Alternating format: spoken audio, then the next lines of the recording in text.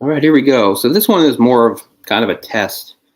I don't even think people are aware that um, after getting back here in January, I wanted because Jay and I hadn't done anything in a long time, and I just hadn't been on air or anything in a long time. I did one of my solo live commentaries, and I did the James Bond film License to Kill, and my connection was just so poor for that the video quality and everything just looked so awful that I couldn't stand it that I deleted it. And then those problems sort of persisted. If you did see finally the first episode in a while that we did of Movie Discussion Pocket Dimension, where I was suffering from some lag and video quality and connection quality, which made the video suffer. And I even got knocked off a couple times. So I've taken some steps and tried to correct some of that. I don't know. So this is more of a test than anything else. But the last one I did that actually worked was a Jackie Chan film. So I might as well go back with another one. That was The Young Master. This is Who Am I from the 90s, which I did see back in the 90s. And I'm watching on the very old totally bare bones US DVD here. Trying to think how I remember this. So my Jackie Chan timeline is basically like for like my 10th birthday in 1993. I rented Super Cop not knowing what it was, and that was the first time I ever saw Jackie Chan. And then sometime in 95, I guess, Rumble in the Bronx had a theatrical release that I didn't see, but it came out on video, and I saw that in Ryan's basement. And then finally did catch Police Story 4, First Strike. I did see that in theater, and I loved it, and that sort of began. But I sort of love affair with Jackie, even though Super Cop is awesome too. That's still the one that really made the impression on me, maybe because I did see it on the big screen. And then they had several current and then older re-releases that they would put in the North American theaters that I saw. I remember Operation Condor, which was from like 91, got released sometime in the mid to late 90s, and I went to see that. It was after First Strike anyway, and I thought it was a new movie. I didn't know that it was an older movie being shown. And they also did do a new movie called Mr. Nice Guy, which was a bit of a letdown because it wasn't as good as the others. But I think it was the first one that Jackie did was actually shot in English. It was scripted and shot in English. So this is the second one. This is Who Am I, which I guess probably did get a theatrical release, but I don't remember. Didn't see it then. Also saw it on video at Ryan's. And at some point years ago, I did pick up this DVD. And of course, we do a whole thing about how a lot of those DVDs that you could get Super Cop and a few others, and they were just very bare bones, and they were just the English dub and blah blah blah. This was never shot in Cantonese or whatever or Mandarin to begin with, so this was an English movie, and it stands out for a few reasons. But anyway, I think this is one of his underrated movies. Specifically, the end fight is always really good. I was misremembering it for a long time. The two guys he fights there, he fights a Dutch guy and I think another Chinese guy. And for a long time, I misremembered, and I thought the Chinese guy was Ken Lo, who, of course, is in lots of Chan's movies, had started out as bodyguard and then was in quite a few movies, most famously stepping in at the last minute for the final fight scene in what a lot of people consider Jackie's finest fight, and maybe the best hand-to-hand martial arts choreography ever put to film, the fight at the end of Drunken Master 2, or The Legend of Drunken Master. Ken Lo was not initially supposed to be the actor opposite Jackie in that, but I think there was an injury or something, so he stepped in, and it was amazing. But anyway, the guy is not Ken Lo. He's somebody else who I couldn't look up. There's not really any information on him, and I'll get to his name. So anyway, we'll just jump into the movie here. I don't think anybody has it, but if you're watching this maybe in the future on this DVD, a few things did come up first. I paused it right before the old Golden Harvest logo came up, the Hong Kong studio. So 3, 2, 1. And there we go. This movie is very 90s. The MacGuffin in it is very like tech based. Remember so many of those action movies in the 90s, high budget and low budget ones. There was always like some CD-ROM they had to get, or microchip or something like that. It's in so many of them. So this was directed by Benny Chan, no relation, and I think this is the first time they worked together.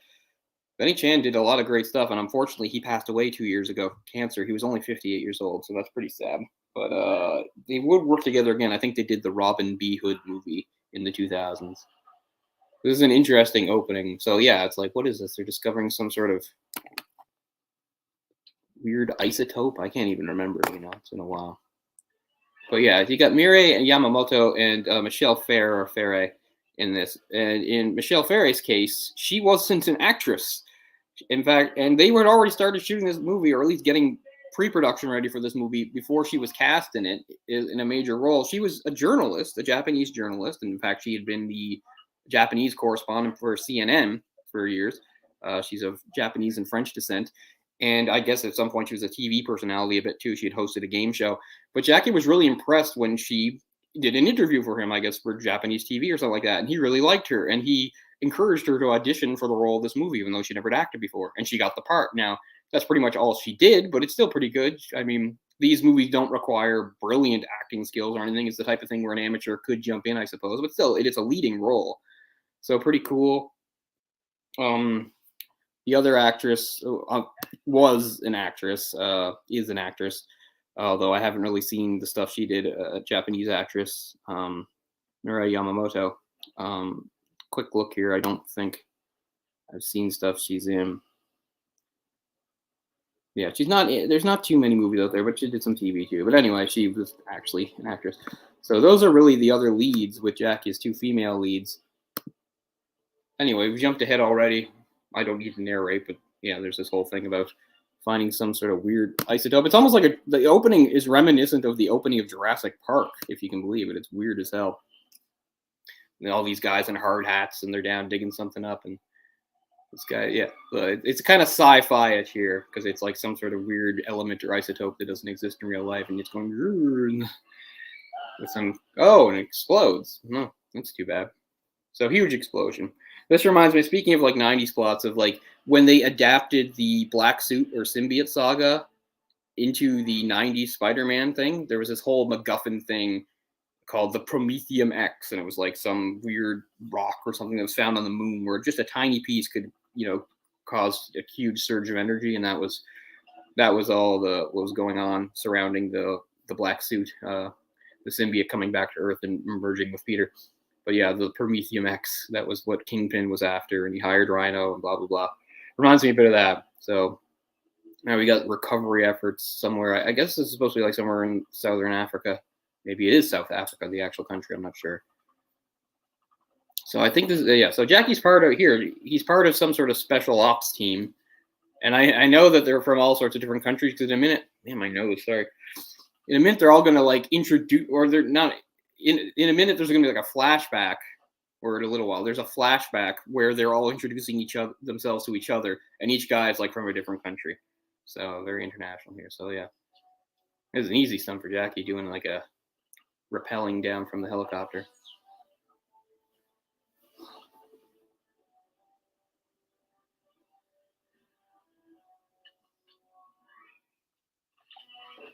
So the other thing is, I'm hoping, since a lot of his movies are getting cool releases, at least in the UK, and some following up with stuff like Arrow and 88 Films, the US version, which is a Diabolic DVD or whatever.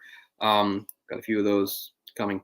I'm hoping Who Am I will get a similar treatment, because as far as I know, this is the only like one around, and it is not only is it just old and in the old format, not even in widescreen, but also 9 minutes is cut from this version, from the original Hong Kong version, and of course I would very much like to see the full version, just because why not?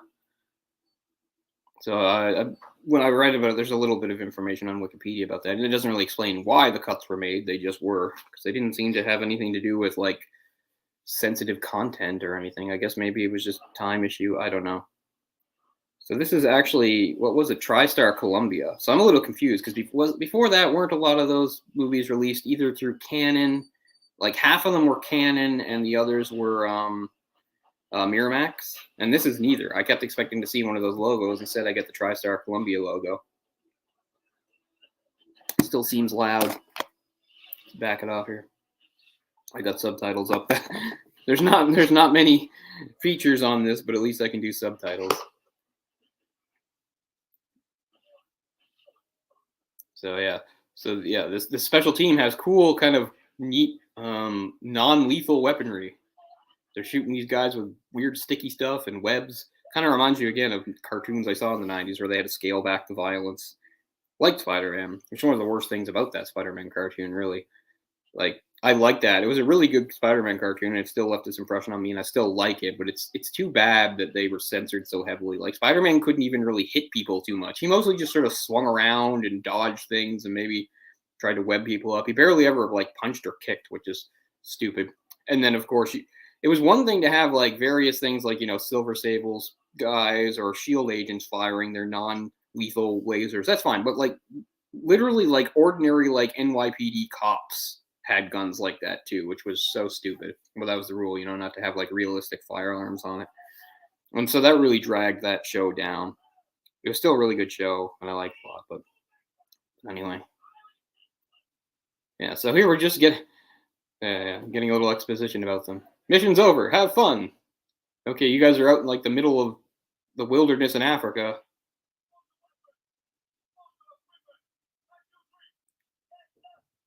How does R&R work in a place? At least not like they're in a city or something, but that Jackie collecting the weapons. I know, like, they're gonna get betrayed by somebody. Is that guy? Oh, you can already tell that's the guy. Jackie makes eye contact with him. He's gonna betray you. Yeah. So we never do find out his name. So in this one, it actually is fitting just to call him Jackie. Like, he might as well be Jackie because we don't get a name, I don't think. Whole point, because this is an Amnesia movie. That's why it's called Who Am I? You're gonna wake up with no memory. Oh yeah, they're there being betrayed. So one of them is stealing. Oh, two of them actually.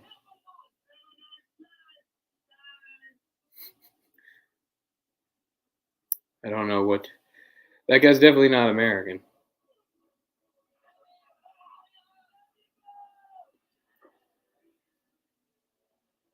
One of the guys on the plane there, on the helicopter, looked a little bit like Yun Bu, but probably wasn't him. Yun Bu was doing his own thing at the time. They weren't even doing cameos in each other's movies at this point. Jackie, Sammo Hung, and Yun Bu in the 90s, they've really kind of gone their separate ways after being in so many things together. First as stunt, like sort of an unknown stuntman in the 70s, and then becoming leading guys in the late 70s and superstars in the 80s. In the 90s, they went their separate way, which is funny. I got Dragons Forever, and in watching Dragons Forever, which of course is the third of the three movies that were, though all three are in with starring roles, the others being Wheels on Meals and Project A, the first one, is so I watched the director, not the director, I watched, I don't know, some sort of commentary on, some of those Hong Kong experts, some English guy talking, and they just said, the title being Dragons Forever was a bit of a misnomer because, of course, this would be their last time together. I always thought that was intentional. I thought they knew it was going to be their last time together. So that's why it's like Dragons Forever, like even if we go our separate ways, we'll always be friends or brothers or whatever. So I don't know. They made it sound like they didn't know that was going to happen, which is kind of odd.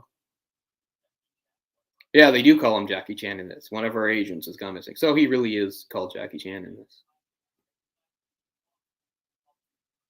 So he's the only one that survived, I guess. But I mean, this is in all sorts of action movies, but it really came through in the 90s. You have like the government guys. This is the CIA. This is a meeting of CIA guys. But reminds me of so many things. Like when Ork and I did, what did we do not too long ago? We did John Woo's American film. Why can't I think of anything's title? But you know what I mean. I like it so much. It's in the desert and it has Christian Bale. Oh, Broken Arrow. We did Broken Arrow. Like Broken Arrow is like just full of scenes like now cut back to the military guys and the government people discussing what the situation is. I mean, they do that a little bit in Under Siege as well, the Steven Seagal film, which was that 1990? I want to say 90. Just seemed like a big thing in the 90s. I mean, political thrillers, or whatever you want to call them, are always going to be around with secret agents and governments and military. It's not like that's anything that's gone out of style, but I don't know. I just really associated with the 90s because I saw so many movies like that with these types of scenes.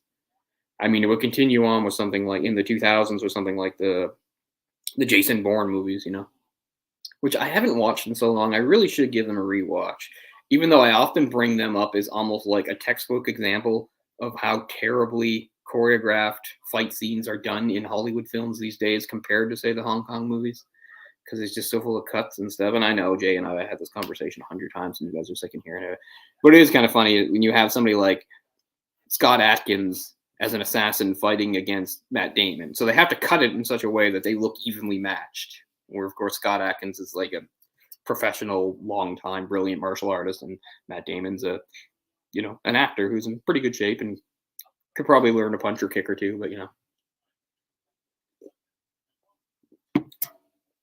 But between like just doing fast cuts and, uh, and getting stunt doubles in there, it doesn't look too good. All right, so this guy is in on it too. Okay, it doesn't matter. We don't need a lot, but the higher up guy there looks like a general or something. Saying, "Goes this goes all the way to the top."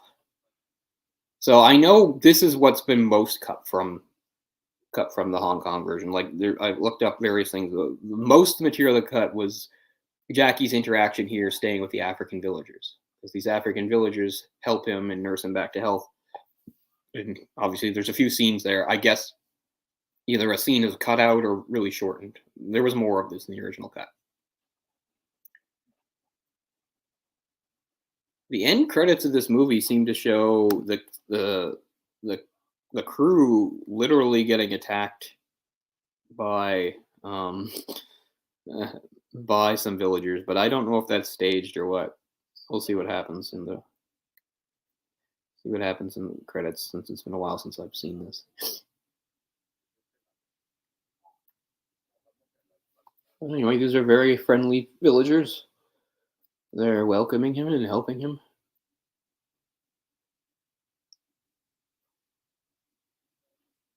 I think that's maybe what most people who either haven't seen the film or maybe saw it once and don't remember, like, mostly associates. Like this is the cover here, but a lot of the times if you look up like images of it, it's Jackie dressed all up in like African tribal garb.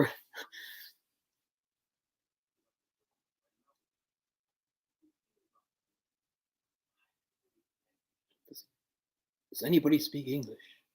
He's like, this is weird. My English is better than their guys. They do not speak English.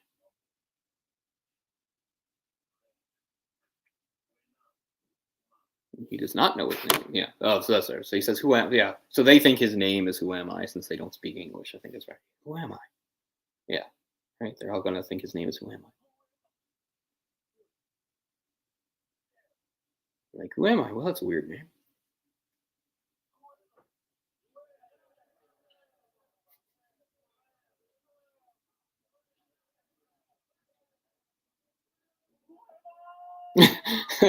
That's a little over the top, but oh well.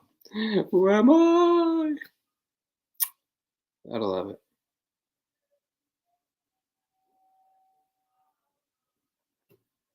So he's still on crutches at this point. That's no good. You need a fully recovered Jackie. Like, what's up? Who am I? Hello, who am I? How you doing? Who am I? Bouncing this around. Shit.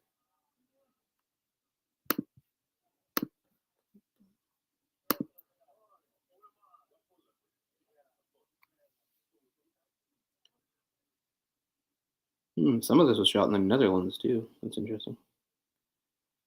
Like I said, I know one of the assassin guys that he fights at the end is Dutch, and he's been around. He's been in a lot of movies since. In fact, he was even in Triple Threat somewhat recently, which is a really good movie if you haven't seen it. If it's on Netflix, that's just full of a who's who of martial arts guys, and it's actually really good because I know a lot of those movies, they sound good on paper and then they're never that good. Like the Expendables all sounded good, but they're not so great to watch. I mean, I don't mind the Expendables movies, but yeah, I would say it's better than any Expendables movies.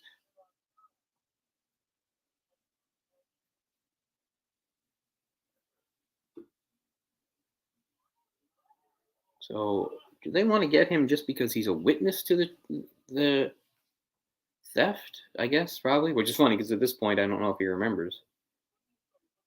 He doesn't even know who he is. Yeah. So the other guys all did die. They said, we buried 8. So as the audience, we get to know what they know because they said, yeah, we buried 8 bodies. They were all dressed the way you were. So those are his teammates. So yeah, in a second he's gonna come back and have a little bit of that flashback of them all introducing themselves in the helicopter and all saying that they're from different countries. And there's the wreckage.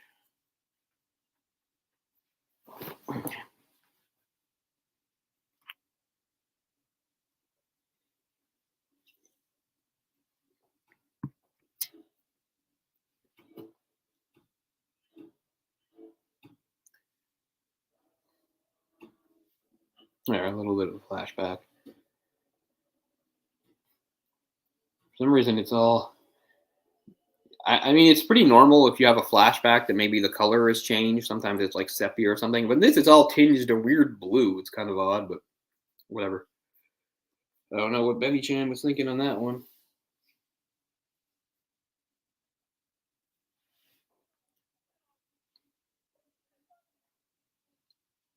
So I mean, if Benny Chan was only 58 a couple years ago, he would have been fairly young directing this movie. I have to say. I mean, not young, but I mean, let's see, Benny Chan, born in '61, so yeah, like in his mid 30s, I guess. He did a lot of cool movies. I've seen a couple of them. Saw Shaolin, and actually, his last movie was released after his death, Raging Fire. It's supposed to be really good, I've heard. If it's what I'm thinking of, let me just double check there. Raging Fire, yeah, because I mean, yeah, it stars Donnie Yen, so I'm a big Donnie Yen fanboy. We all know that. If you've seen me do any of these, and it's funny, when are you going to do a Donnie Yen movie on here? When the time is right, I will. I will. Bouncing around too much. Oh, did I miss the flashback of the? Yeah, it doesn't matter. Because all I know is like as he remembers them introducing themselves and saying, "I'm this person from this country." Like when it gets to him, like it's gone. So he can't remember his name or where he's from. Although I guess he's probably reasonably sure he's Chinese. I mean, he speaks English, but I assume he would think in Chinese or Cantonese. Because the thing is, when you have amnesia, like they did an episode ages ago in Family Guy where Peter like bumps his head and gets amnesia, and they do it all wrong because they have him not just forget who he is, but like everything. And people with amnesia, for whatever reason, remember like basic things. About you don't have to tell them what the sun is or anything like that. Like they know basic things. It's really kind of weird how amnesia works in a way because you think, well, why wouldn't it knock out your knowledge of everything? But it knocks out your identity and your memory of your past and maybe certain things about, but you don't forget like basic things about the world or anything. Yeah, but in that Family Guy, they were just like, nah, he forgets everything. It's like he doesn't know what sex is and things like that. I mean, I get it. It's just a comedy. But as I said, in this, he would probably have some semblance of Chinese identity, I would guess, but it doesn't really matter. It's not that deep of a movie, right? It's just a plot device. So now we're finally getting now, like I don't care about any of this. To me, this is all filler. I get it, it's all set up, but the movie really starts with the race. And this is, I've never ever been interested in car racing. I think it's boring and repetitive, and whether I don't care if it's Indy 500 or stock car racing or whatever. My mom's a big form of a fan of F1, and I mean it's cool and fast and all that. But I was a big fan of those, especially in the first half of the 20th century, when they have those super dangerous cross the world type races where it was just hundreds of miles, take any route you want, use any vehicle you want. I love those. Like those were crazy. Like people literally died in some of them, but I love those, and I love movies and things that are about those. And the closest thing now is like sort of like the rally car racing, and that's what's going to come here. He's gonna like stumble into a rally car race, which is perfect with those Mitsubishi Lancers because if you're familiar with Jackie Chan or his filmography, he had a big sponsorship with Mitsubishi, so those cars in all sorts of his movies. But this might be the movie where they get to shine the most and get some really nice stunt driving, which is an underrated aspect, I think, of a lot of Jackie Chan films and some of the Hong Kong films. Obviously, they're going to be really cool, like physical stunts and great martial arts fighting and things like that. But sometimes there's some really good car chases and vehicle stunts. And this one's got some really good ones. But I always thought, that would have been cool to be a rally car racer. Like that's what one of the one of the two main characters is in this he meets her.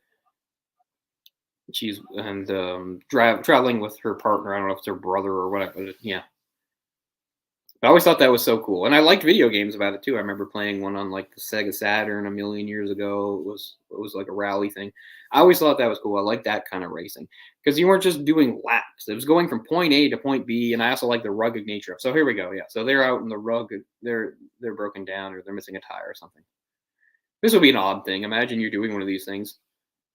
Yeah, he was bitten by a snake. That's what it is. They were changing the tire. This poisonous snake bit him. You come across, okay, there's a local tribes person. We know they're around. Wow, he looks Asian. That would be odd. Yeah. So yeah, a lot of these they would have too. They'd have like a driver and a navigator, who I guess could be like the backup driver. I don't know.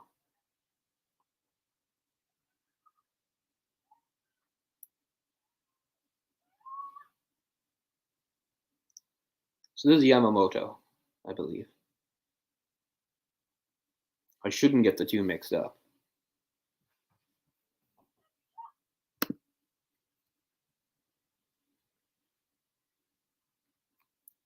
And her character is Yuki.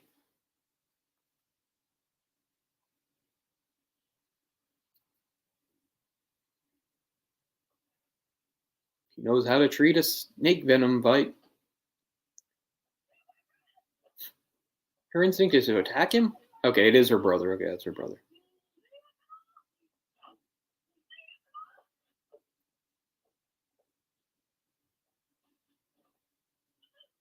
Oh yeah.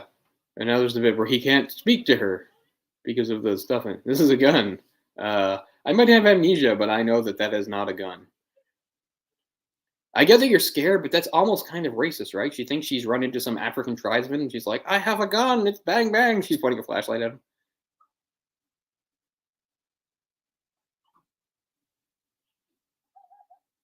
It's like, "You think you know karate? I seem to be better at this than you."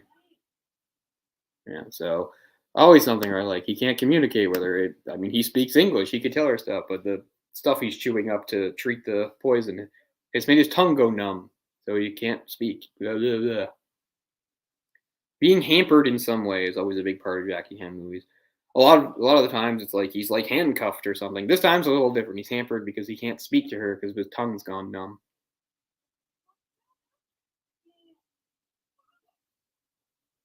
She has an interesting accent.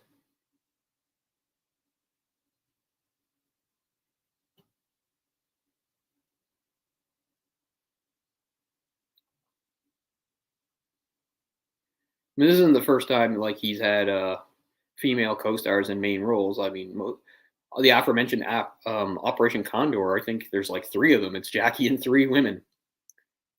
And unlike say something like Super Cop, none of them are fighters. And of course, in this, neither of the actresses here are martial artists either. Hell, one wasn't even an actress until she got the role. But I think she's fine in it. I mean, I wouldn't have known. How did I send your language? Your crazy, weird African language, although clearly you're Asian. Whatever.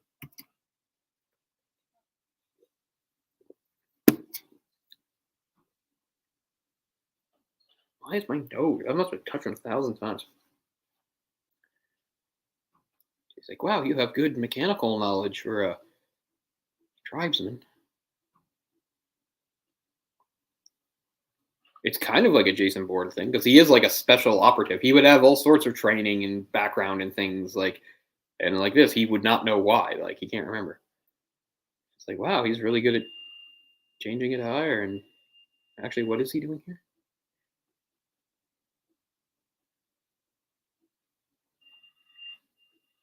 Sharpening a blade?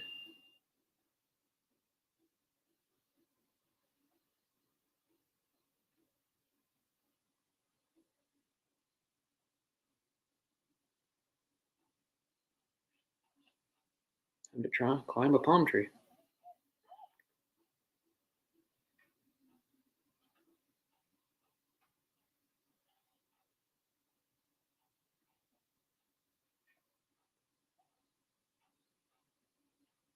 Probably mentioned before, But of all the crazy stunts Jackie's done, some so dangerous, the closest he ever came to like getting killed was he just fell out of a tree in Armor of God. I think he was on a branch or jumping onto a branch, and the branch broke, and he fell, and he hit his head, and he had a fairly significant head injury, and that's like the worst injury he's ever had.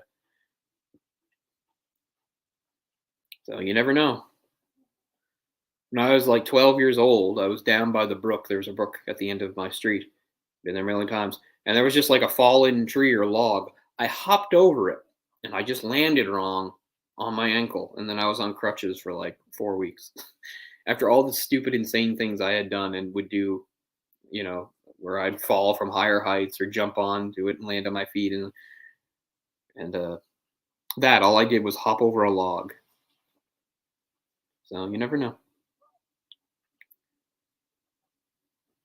I can't remember what he's doing here. Wow, he carries him really easy. Look, that shouldn't surprise you. I mean, obviously, Jackie might not be a big guy, but he is strong and he has good upper body strength.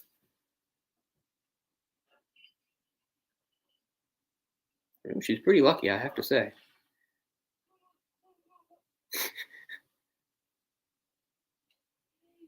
Amazing, yeah. I don't think I have my actors confused because I mean, it would make more sense for this to be her because I mean, wouldn't the journalist? Because I mean, the other the other role is I think a journalist, so I think you would get the journalist to play the journalist. She hasn't introduced herself though or said her name yet. I don't know why he assumes that he's a better driver than her though. She is a rally racer. Yeah, I think I. Turns out he's an awesome driver too. So this isn't the Lancer. I'm not sure what this is. It's some sort of special rally car, but it's pretty awesome. Yeah, I think I would like to do this.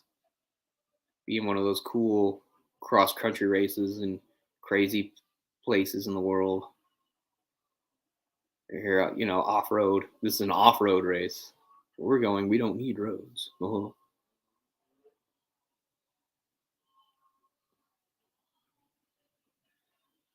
I don't know how you get into something like that though.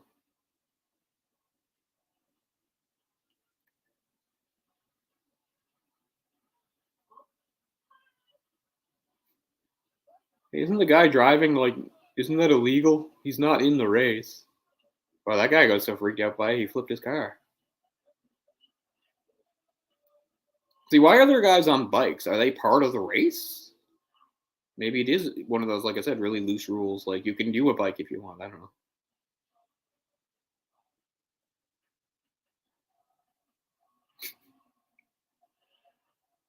I'm going to be 40. Am I going to be too old to try new things like this? No way, right? I can do this.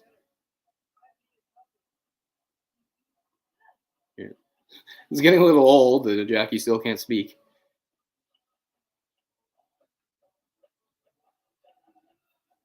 So, I mean, this does count as stunt driving, but I realize that there's nothing too special here. They're just doing that. But we'll see some cool stunt driving with some car chase stuff later. So they do finish the race. I mean, I don't think they win, do they? That would be crazy because they were pulled over for a long time to fix that tire, and then he got the snake bite.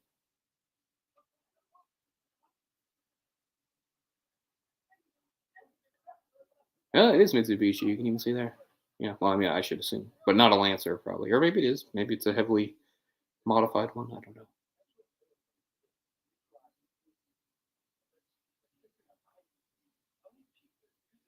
Elite military units. So hey, this guy's from an elite military unit.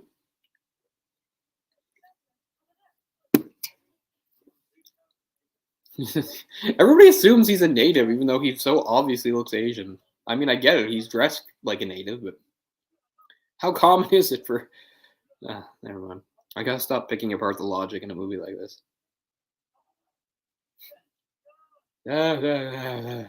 Even he's tired that he can't speak. I mean, how long were they driving? One of the bad guys.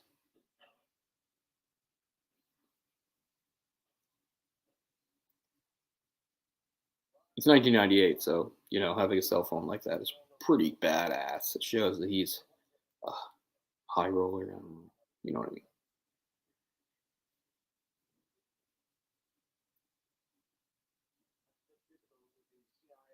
I got a cell phone in 2001, and the only reason I got it was because I was going to college.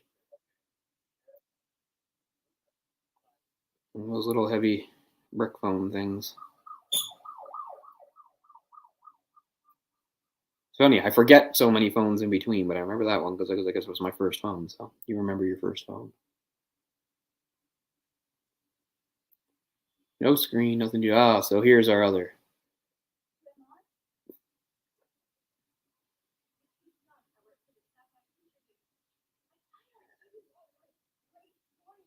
Wow, what a great story!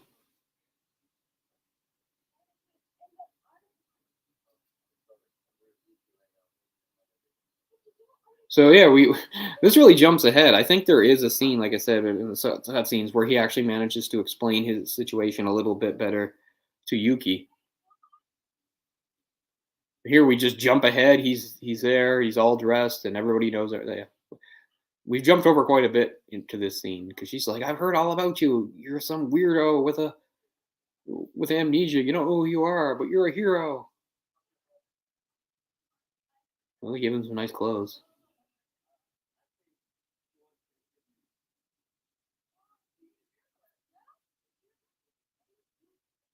Yeah, okay, yeah, okay. So that's right. I assumed I didn't mix the actresses up. It makes the most sense to have the journalist play the journalist. So Yamamoto, she's Yuki. I like this doctor. He looks like friggin' Einstein.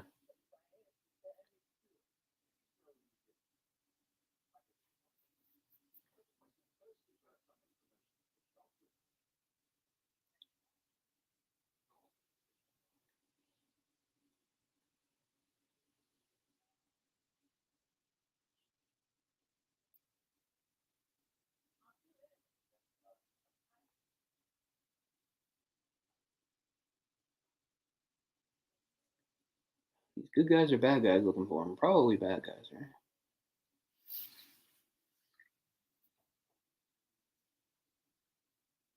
The music suggests so. Oh, I forgot. Yuki's kind of a weirdo. I'm fine. I'm fine with it.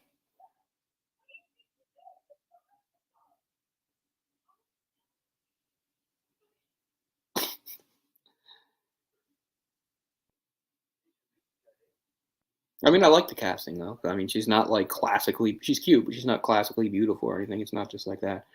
Not that I mean, Jackie didn't work with a lot of beautiful. She did. He did. But and again, I'm not trying to slam the actress saying, "Oh, she's not pretty." She's pretty. But yeah, two non-Chinese actors though. They're Japanese, Japanese descent. I mean, this guy. I don't know this actor, but he looks like so many again '90s bad guys. Reminds me a bit of Powers Booth. He kind of has that look. If you know Powers Booth.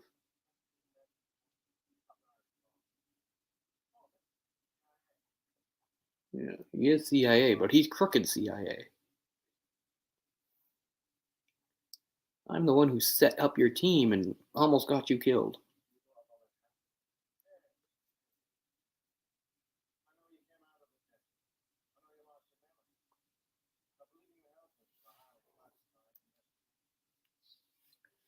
So at this point, they just want to kill him for being a witness, right? Because I mean, he doesn't have the thing. I don't think they successfully stole it. I'll just have to find out if the MacGuffin thing is lost or if they're just trying to get rid of him. Because I mean, as a witness, he would be dangerous to them, but at this point, he literally doesn't remember.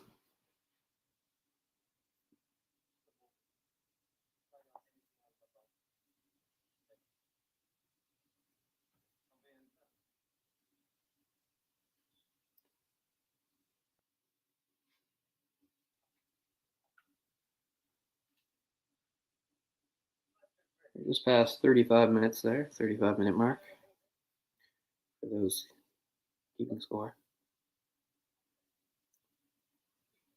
Keep well. That's not something I've ever said to anyone. I said, stay well, be well, keep well. Doesn't sound right. Keep well.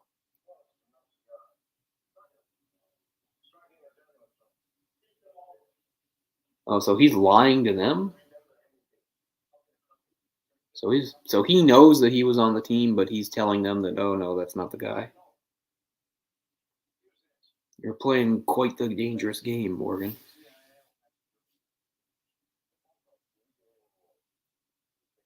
Ah, yeah, phone cards. Those must still be a thing, right? Phone cards? Yeah. So even though he says he can't remember a thing, but we're gonna kill him anyway. I mean, it's true that usually in most cases of these amnesia, it does come back over time, or at least it could. So they're not going to take that chance. Why would they? They're willing to kill the whole team. They're not going to let this guy go just because he has some amnesia.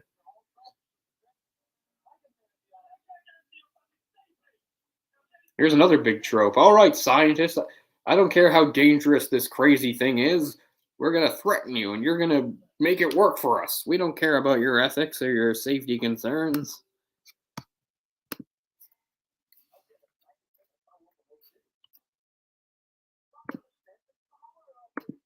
Yeah, see, you don't understand the power. This reminds me a lot of Prometheus X.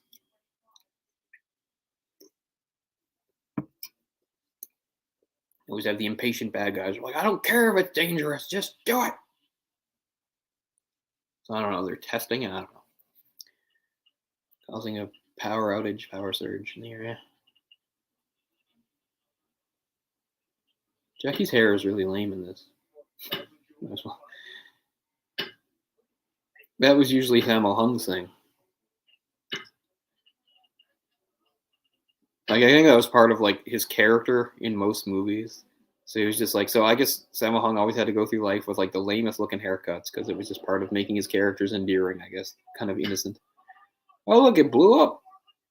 Who could have expected such a thing? Oh, all of us. We just didn't listen.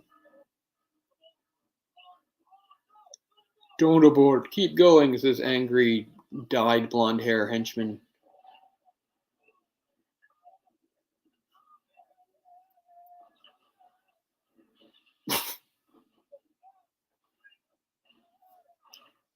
It's a lot of technicians.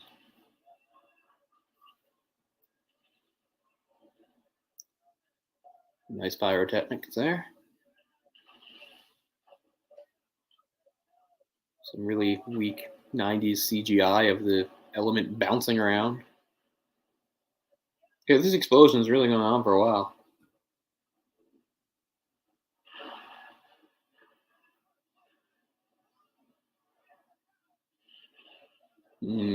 That doesn't look great.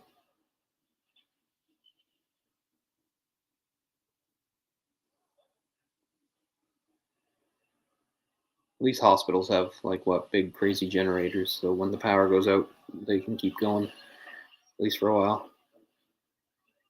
Power went out here just the other day. It was. I mean, it was windy, but it wasn't that much. But I guess it got some lines down, so I was without power for about half a day.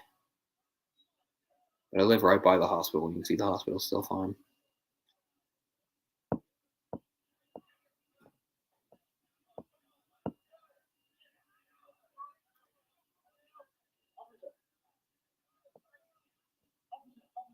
I mean, he'd already done Rumble in the Bronx, where of course he's a Chinese guy going to the States. But I like how international this movie is.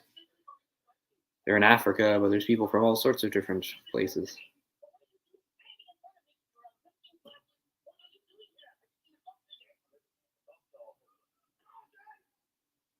Hmm. 5'10"? I don't think Jackie's 5'10".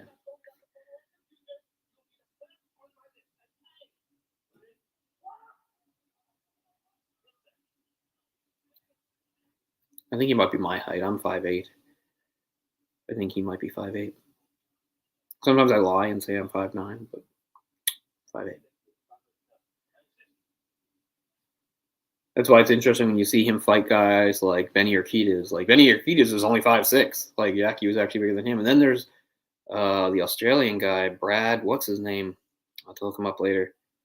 Really underrated guy who had a really good fight with him. Speaking of beautiful women, Shu Chi and Gorgeous. You know, she would go on. She was in the Transporter with Jason Statham, a movie I refuse to watch because I can't stand seeing her make out with him. I hate it.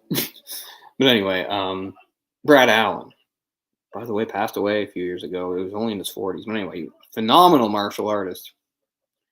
He did so much awesome fight choreography too for like movies that even if you're not like a martial arts fan, you might be familiar with. Like if you saw like the Kingsman movies, he was like fight coordinator on those. But anyway, really small guy. He might only been like 5'5". But so it's interesting seeing them fighting gorgeous because like Jackie's like noticeably bigger than him, which is not really how it worked in his career. Because I mean, either he was fighting guys more or less his size, like a lot of Hong Kong guys, or he would have movies where he'd fight foreign guys that were a lot bigger than him. So it's interesting to see a movie where he's like noticeably bigger than his opponent. Because even with Benny, I mean, even if Benny was smaller than Jackie, it was the difference seemed more negligible. They seemed more or less close in size. But with Brad Allen, it was really noticeable that he's smaller.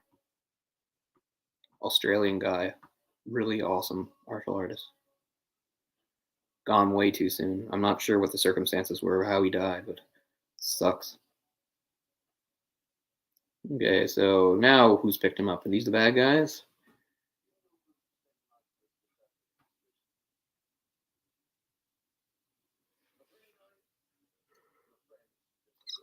They know who he is.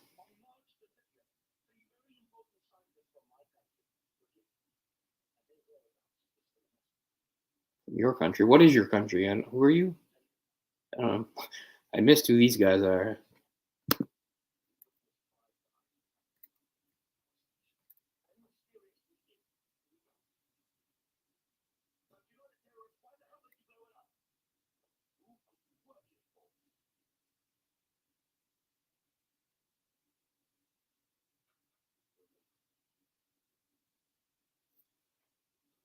Okay, yeah, they are. They do eventually go to the.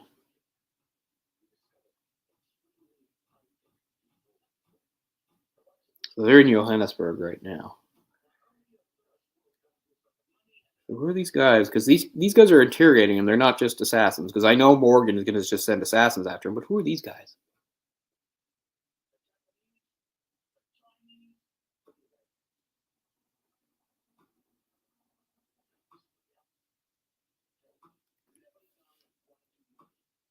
"11 done, one too many." I don't remember that.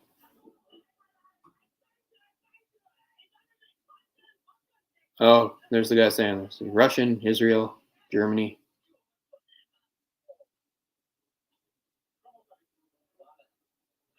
Mohammed, Korean guy, Japanese guy. My name is, and his memory even fails him here because like he can finally remember it, and he gets cut off when he was about to say his name. You're Jackie Chan. You're their top operative, Jackie Chan. You're 5'10", apparently. They don't seem to buy that these guys, whoever these guys are, they're not Morgan's guys, but they don't seem to buy that he has amnesia because they keep saying, "Where are your friends?" His friends are dead.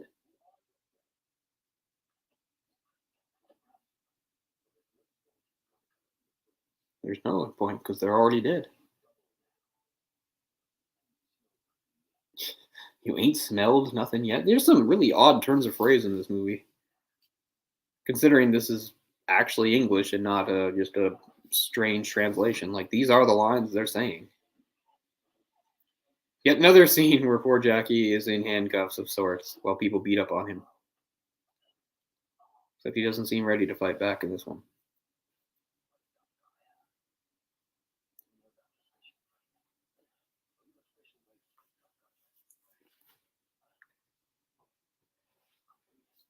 What group is this?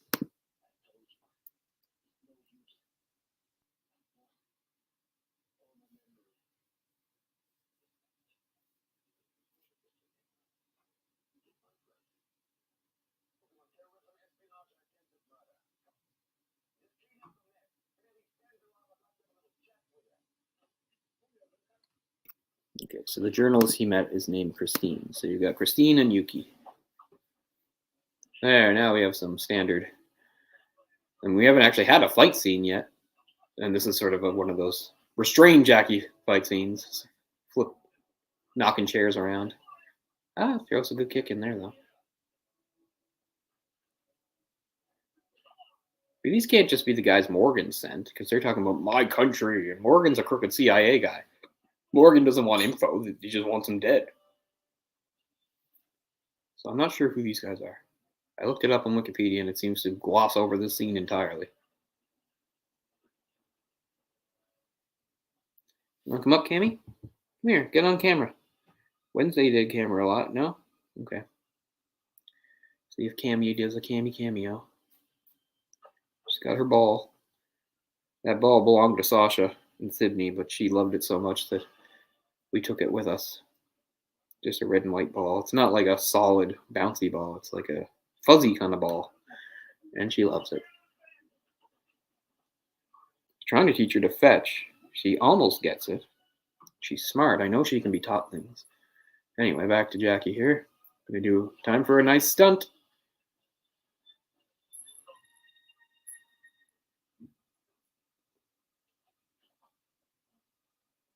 It's definitely him. Nobody doubled for him there. Because now, like, for so long I used to sort of believe the myth that he was never doubled. It's not true. He's been doubled. So now, like, when I watch movies, I try to check in. I try to really pay attention to where he might have been doubled. But didn't look like it was there because it shows him at the coming out. It shows good shot of his face just as he comes out of that fall.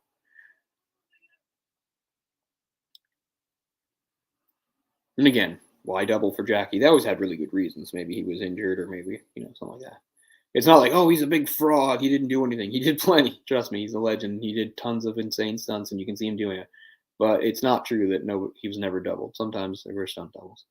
I'm glad that, like, yeah, when we did Rumble in the Bronx with Jay, I got to point out that, like, that great jump that he does from the rooftop onto the fire escape on the opposite building. Like, they show like 4 shots of it, and 2 are Jackie, and the other 2 are the director,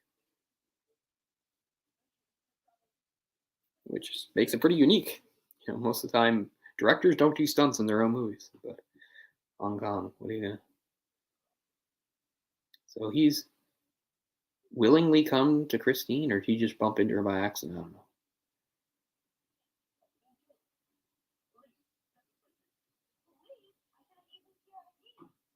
Yeah, it's not police. Get away with that in movies, though. Police, come with me. What? What? It's a Subway gift card. Some suite in a hotel.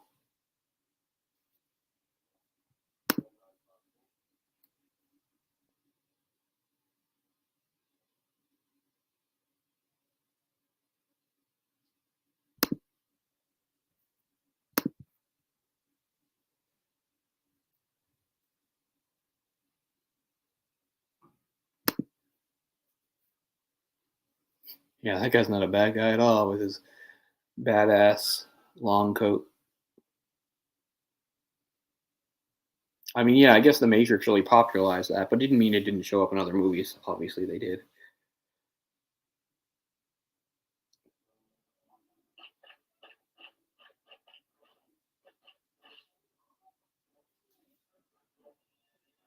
You bring it here? If you bring it, I'll throw it for you.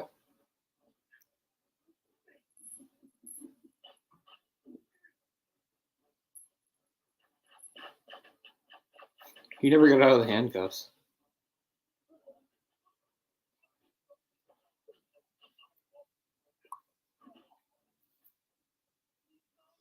Back kick. Now for a little standard Jackie parkour. Nothing too fancy. Nice slide down those columns or whatever you want to call them.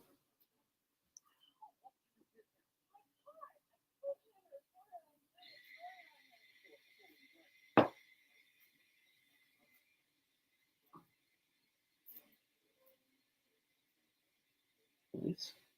I could do that. He hasn't done anything too bonkers yet. Although I don't know if I feel comfortable doing that with my hands cupped. I think I'd want to have better access to my hands. Let's see what he does here. Another controlled slide. Doable, yeah. Probably need pretty good shoes or sneakers for it. That guy doesn't try at all. Huh. You roly poly? He's rolling around just off the screen there. You're distracting me from the movie.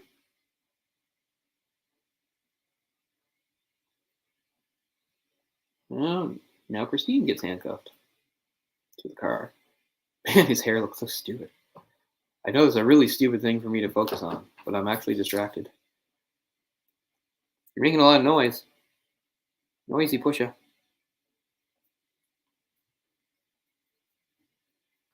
I think we're coming for the car chase I like so much. Which is weird, because you think Yuki's the professional cool driver. We'll get a scene where she shows up. But this isn't Yuki at all. It's him and Christine. Ooh.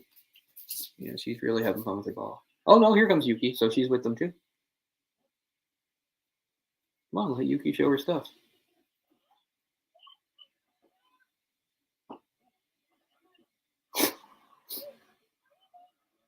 That's kidnapping, Jackie. Nah, he's saving her life. I mean, in addition to his like super big long black leather jacket, he's got yeah. Why didn't you carry it? I would have thrown it for you. Black leather gloves too. He doesn't look too much like an assassin. Yeah, so I think this is a really good car chase. It's funny because like who's driving? Well, it's kind of like a team effort who's driving here. It's mostly Yuki. Bring your ball. I'll throw it. Here, come on to camera. You're just off screen. Okay, down some steps. No big deal. We've seen that before. Yeah, this is a Mitsubishi Lancer. They had to use multiple cars for this though, because they were putting the one car couldn't do all this because it was, I guess it would damage it too much. Well, where'd it go? Crazy? Wow, she's got a lot of energy. Oh, right through the.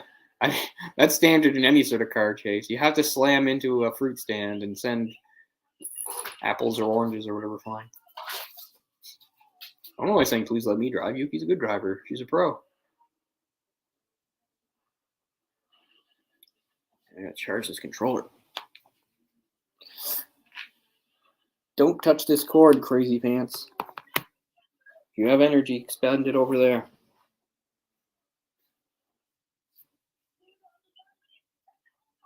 You do this all the time?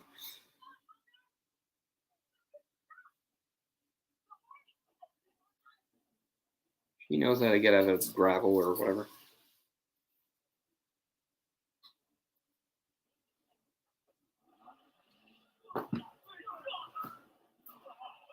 You're so cute. Let me see your ball. This is it. She loves this.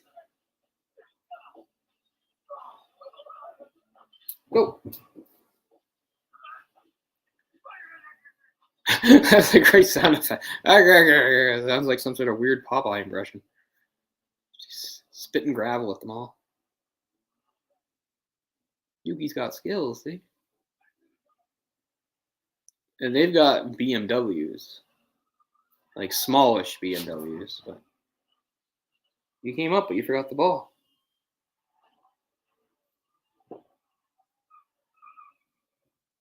Finally, they're unencumbered. We can see some fast driving. Power slide. Oh, great power slide. Now the cops see them though. It ends really cool too because they do like a great like a sliding parking job. Police are after me. Here we go. Swing. Great moves there. Props to the stunt driver there. That is a tough thing to pull off. I'm always so impressed by that. You pulled out too soon, stupid. Never heard that before. Where is the ball? You keep jumping up here, but you don't have the ball. Nuts.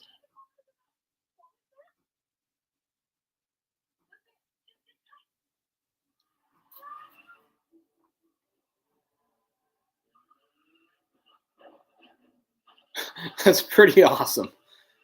I wouldn't even have thought about that.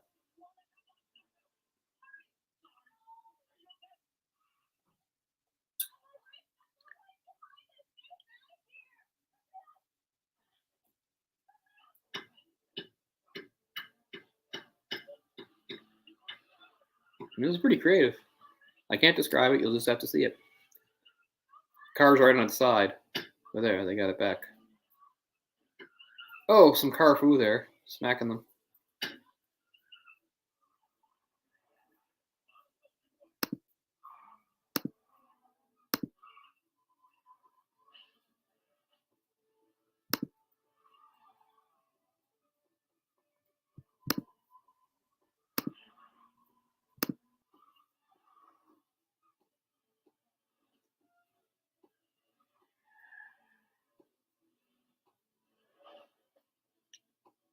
I think we got a big jump coming up here.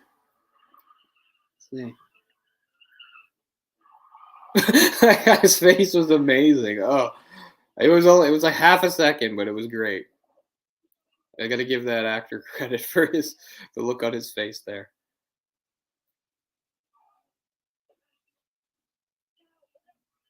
And there's Jackie. He's willing to save these guys. Don't thank him. Grab him.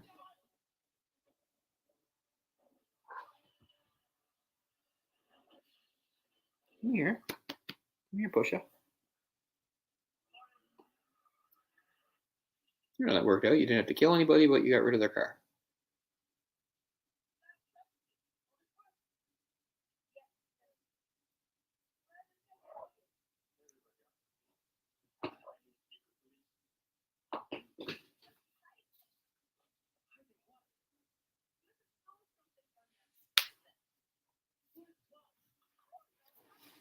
Try to remember. Oh, that's good advice. I think he's got a Canadian passport there too.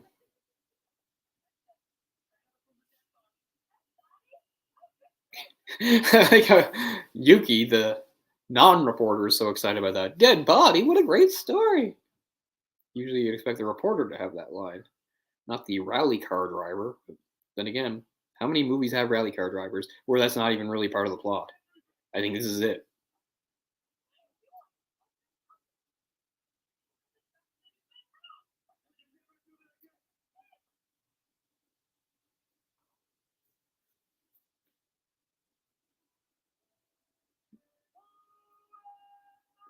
God, that's so stupid. Oh, that's awful. But I don't care. It's like the it's like Sylvester Stallone as Rocky doing Drago screaming on the mountain, but it's just him going, "Who am I?" instead. We get it. You feel really bad, but it's yeah. The spinning camera is really overdone. Oh, that's stupid. I know what they're trying to convey. Like it would be frustrating to not know who you are and have all these people after you, but still, that is so dumb and over the top. You are crazy. Where is your ball? I don't even see it now. What did you do with it?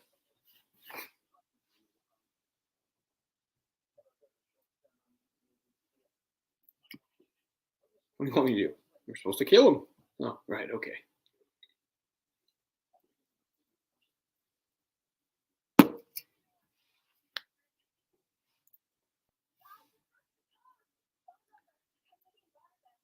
All right. So there was some of that stuff they found on the guy. There was some sort of code, and Christine, being the smart, intrepid reporter, has cracked the code, and she found phone number. And anyway, it leads them to Rotterdam, Netherlands.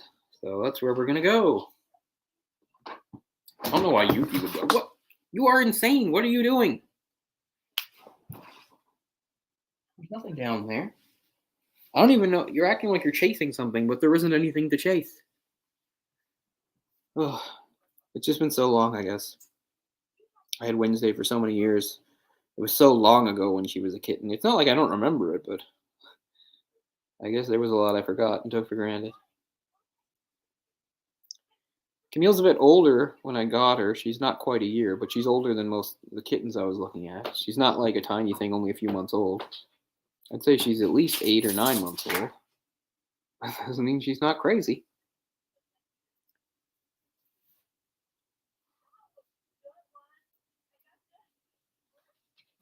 They keep thinking if they can scare. It's like it's not hiccups. They keep thinking if they can like startle him, his memory will come back. Look, I don't know where your ball is, and I can't look for it right now.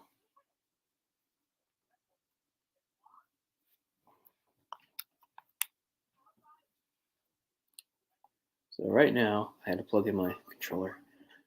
We're just past. We're coming up to an hour and 1 minute. Don't touch that cord. She has a real thing for cords. Do not chew cords. No. Just move along. Okay.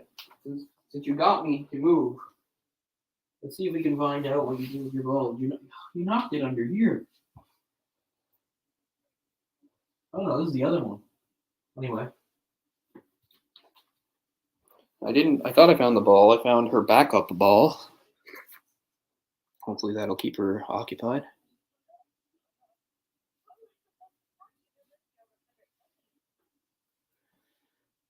Did they fly to Netherlands while I stood up? Did that already happen?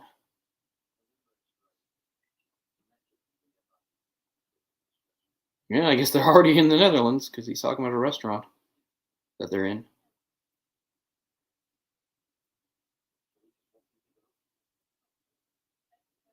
Yuki didn't go with them, did they? Did she? What reason would she have to go?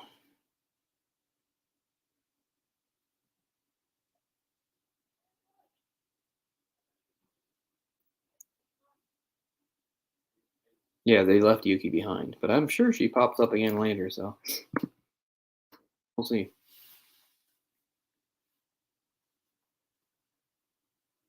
Now he's calling Morgan. At this point, he still trusts him. Yeah, he still trusts Morgan at this point.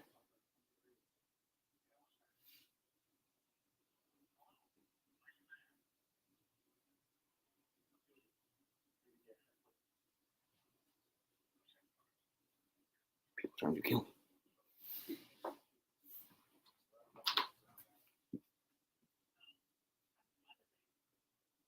Ooh, he doesn't like the sound of that. Oh, and that's where Morgan is right now. Yeah. Oh, that'll be awkward. People trying to kill me. Oh yeah, your people.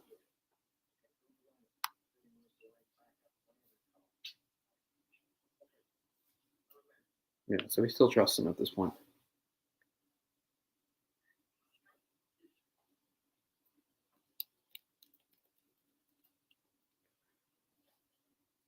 It's a good thing we get the extended fights at the end because I mean, as much as I like this movie, a lot of it's just sort of running around.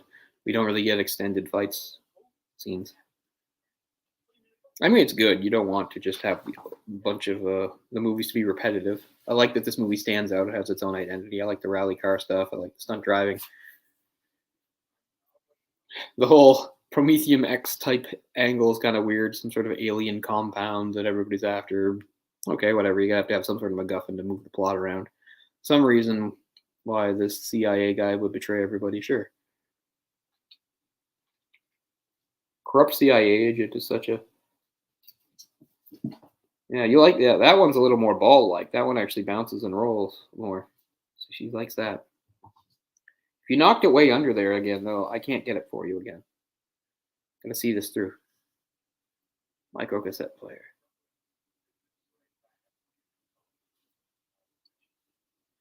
He says, "Don't trust anyone." That's another thing too. The bad guy telling you not to trust anyone. It's like I told you not to trust anyone. That's in Indiana Jones and the Last Crusade, for instance. I did tell you not to trust anyone, Dr. Jones. Greatest movie of all time. So, yeah.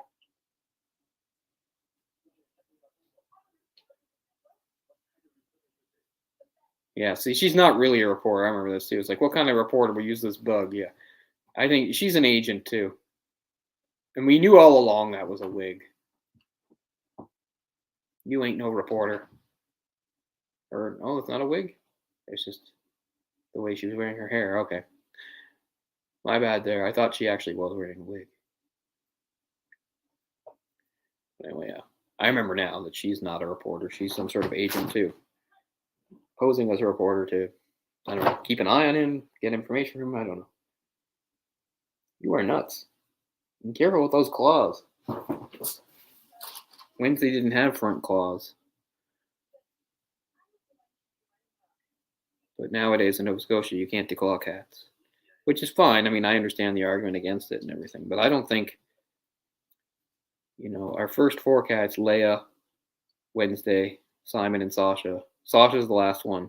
Sasha will be 14 in February. He doesn't have front claws, but I mean, I think they were all fine. I don't think it's like we mangled them or anything. And it's not like we did it to protect our precious furniture or something.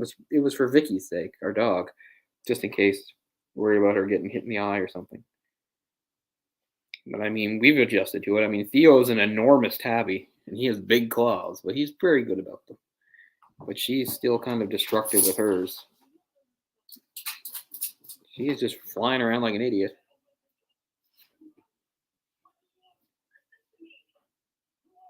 Who are you?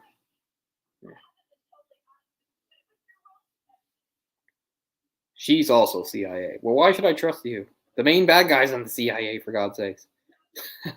There, I see a little face popping up there. Don't knock over my Legos. I beg of you. She is all hyped up tonight.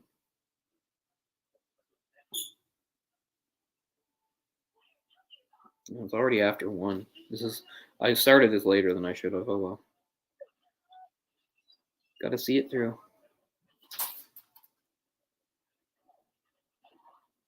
And once again, it's not really a fight scene. It's just avoid the people type scene. It takes a long time for Jack to actually go on the offensive in this movie. It's like they make you wait for it.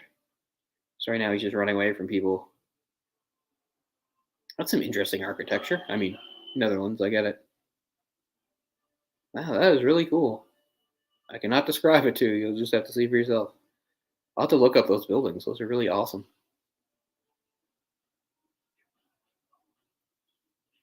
Finally, some fighting, and they don't have the camera down on it. Now it's really close. Interesting choice there. Big guy's got you.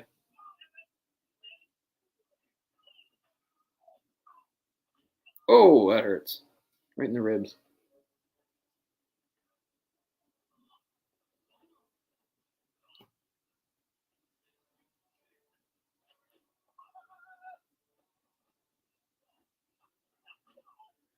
I like, in a lot of these fight scenes, you can have like padding here and there and stuff like that. But I always really respect the ones that Jackie does with like stairs because there's just no padding on stairs. When you see these guys fall down like stone stairs, they're just falling down stone stairs. There's no pad down there. There's nothing to protect them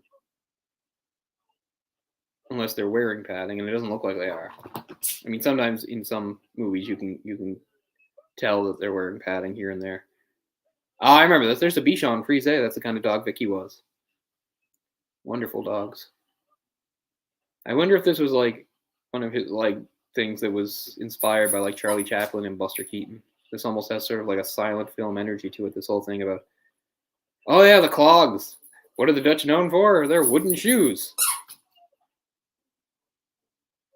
Jackie's in sock feet here.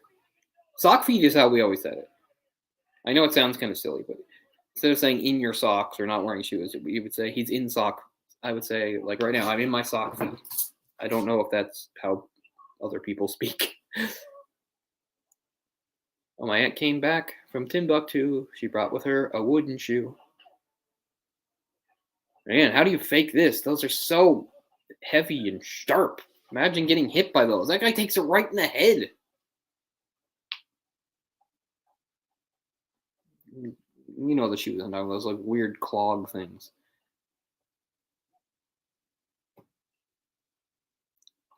Here we go. This is creative, I'll give them that. And God, this would hurt. Oh my God. And I mean, he is making contact there too, like not full contact, but still, like you can see. That's the other thing you can appreciate about like this. It's not like the guy's pretending. Oh, look at that. I'm sure that'll be in the outtakes. They probably took a few tries to kick that right through the air like that. Oh, right in the taint. That guy's expression is right. Oh, there's always more though. That guy's just so. Oh, and he gets in the shin, man. I think it's the same guy that had the crazy, amazing facial expression when the car was about to go over. Meanwhile, it's like we got to. Is it a piano? Yeah, it's a piano. They're hoisting a piano for some reason with the dog on it.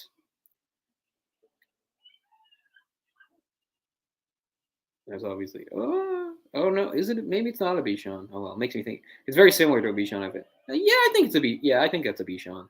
That looks a lot like our dog Vicky. Oh, even kisses it. That's nice.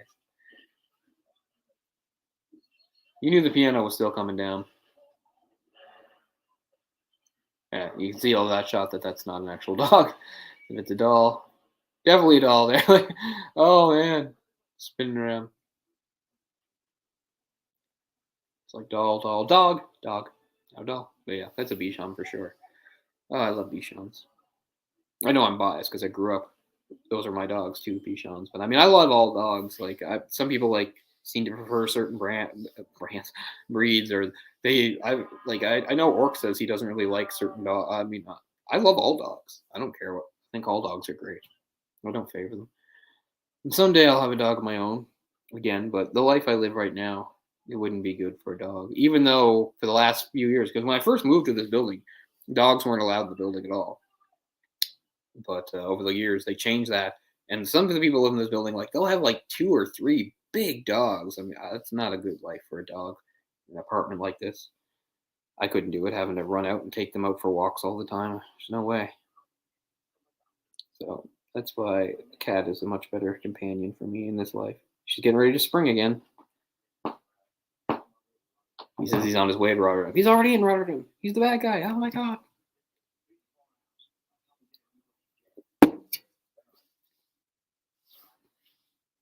Don't tell him where you are. Yeah. He's even starting to have doubts of his own because he doesn't tell him where he is. Just says, I'll call you. So now we're at, oh, I thought we were further along. We're coming up to an hour and 13 minutes. There's still about a half hour to go in this. I mean, that makes sense. The deal. They're going to make some sort of deal. Are they going to sell the weird Prometheum X? Maybe that's what he's trying to do. Because that's what Kingpin was actually doing to Prometheum X. It seemed kind of weird. You'd think he'd want to keep it, but maybe he was hard up for money because he auctioned it off. What are you doing? Don't mess with that. Get down, get down, get down.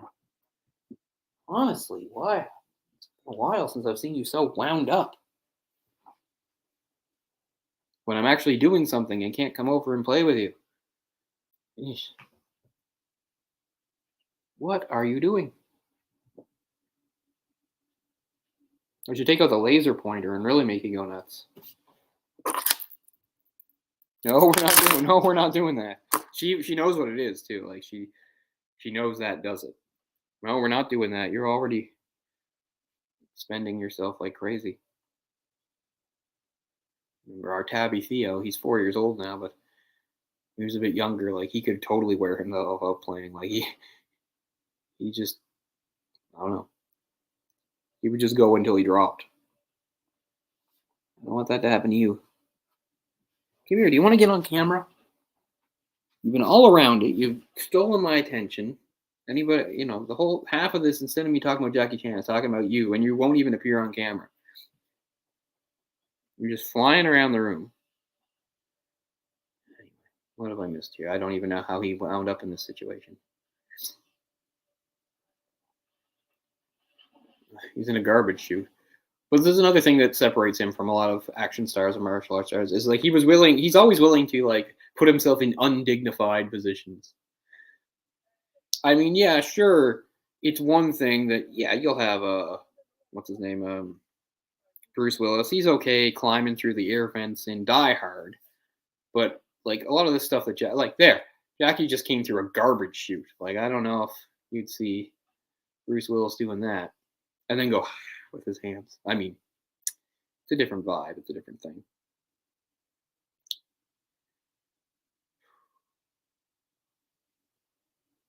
So I saw Bruce Willis as part of like this whole trilogy of movies called something Night or something. I'm kind of curious about them. I'm sure they're not good. He hasn't like done real acting in years. Like now he just does like I don't even know what you want to call it. He does movies where like he doesn't even know what the script is. He's not even actually on set with the other actors. He's in a few movies like that. Where you can tell people are just feeding him lines. It's like, okay, now say this and this. I mean, I shouldn't bag on Bruce Willis. He's old as hell now. He has a great body of work. But I mean, why not just retire? He must have a lot of money, right? I don't know what keeps him wanting to do this. Like, I get it with like somebody like Nick Cage. Nick Cage was a millionaire who thought he could live like a billionaire. So he bankrupted himself and owed all these money and back taxes and stuff. So he just had to take jobs over and over again just to pay off his debts. And that's why he's in so many stupid, terrible, and low budget movies. But surely Bruce Willis didn't make those mistakes.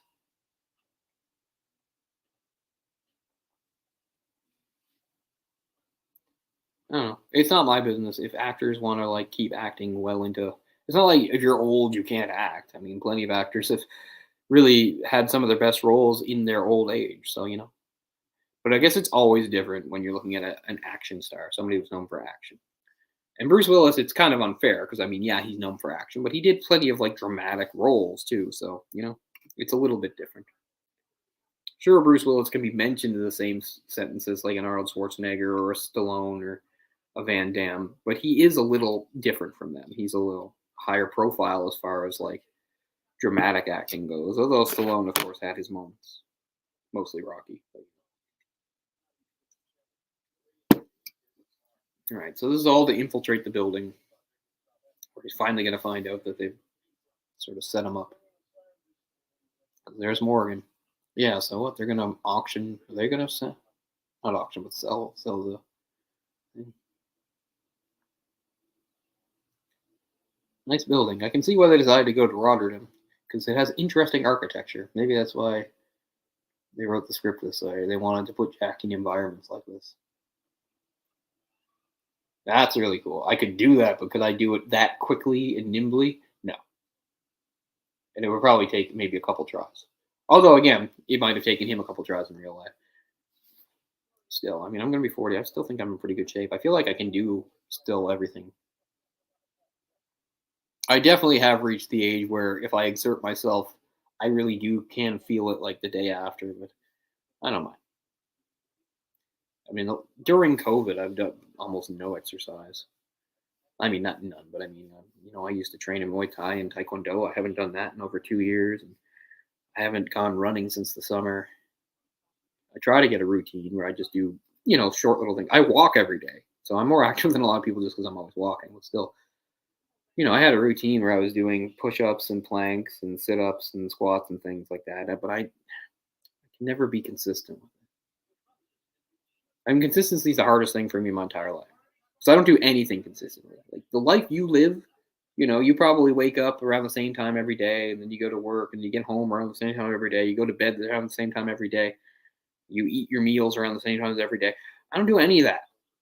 I never know exactly when I'm going to be awake or asleep or eating a meal or doing this or that. I mean, obviously, I do have appointments and responsibilities, and I do my best to do them. But as far as the other stuff goes, it can be all over the board. So doing anything with that's another thing that's hard about exercise. Like if you have exercise goals, it's like I want to tone up my body, get abs and stuff like that. Well, besides like doing the proper exercise and stuff like that, it's actually really helpful to just sleep consistently, like at the normal times, and to eat. And I don't even do that. So that's one of the reasons why I feel like I can't even throw myself into like really hardcore exercise because I'm undoing it with my weird inconsistency and other things. But yeah, see, here we go again. Like they're doing their like online banking stuff here, fund transfers. Obviously, those are still around, but it was just such a big deal in the '90s. Like with those '90s laptops.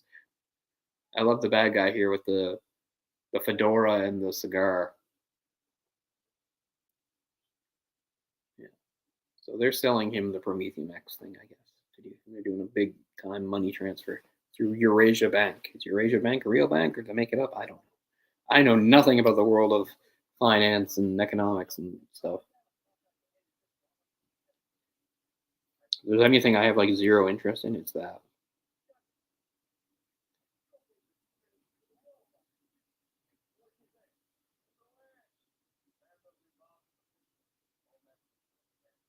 Except for one, the one who's above you, listening to you right now. Well, he knows for sure now that Morgan's set him up.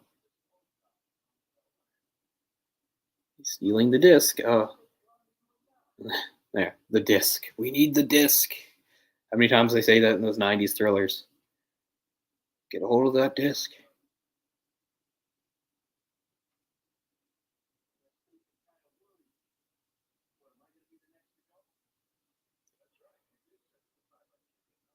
$500 million. Wow.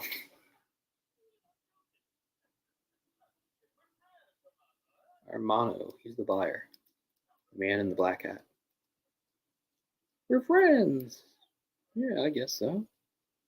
Sing the friendship song with me. It was great too. He finds like a pamphlet of some sort of children's charity called Save the Children. So I got to give him credit. Not only is he going to steal the disc from them, but he just sent the money transfer to a charity for children. Cup of coffee, guys. See, here you go, coffee. I'm carrying this. This means coffee.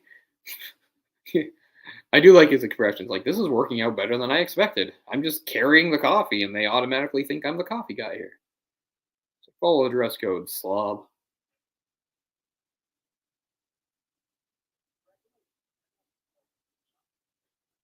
Oh, look, we sent the money too. Oh my god, the money's gone. We sent it to a charity. Oh, hey, there's someone. Oh, not much going on. I'd actually done a live commentary a few weeks ago, and the connection and everything was so terrible that I just wound up deleting it and discuss. So this is sort of a test to try to see if I can do it a little better. So this is Who Am I? Jackie Chan, 1998. You get the old bare bones American DVD for it. This deserves a better release eventually. That I'll get a hold of. One of his lesser, more forgotten movies, but I like it. And coming up to the climax, the good climactic fight with the two guys.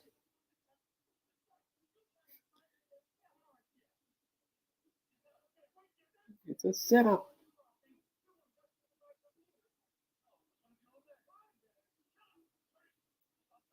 It was the coffee guy.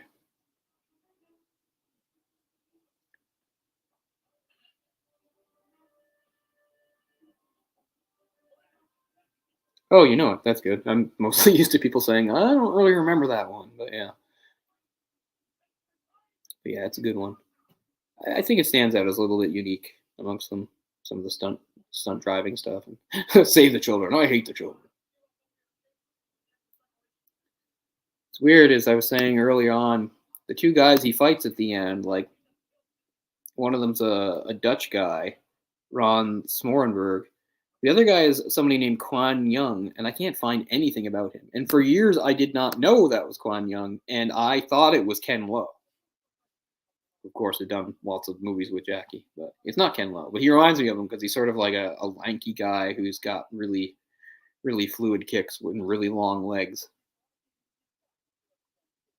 I always called Ken Lo Ken Crazy Legs Low. There's the guy. He gave the money to the children. Kill him.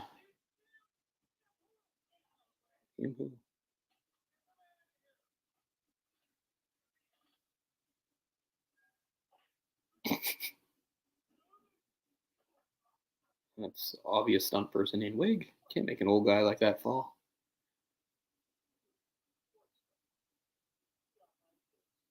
You think he'd be a little more upset about it?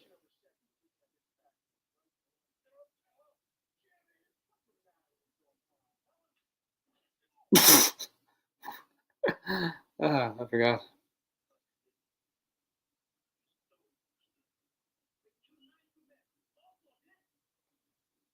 He does this a lot in his movies too. He lectures the bad guys about their greed.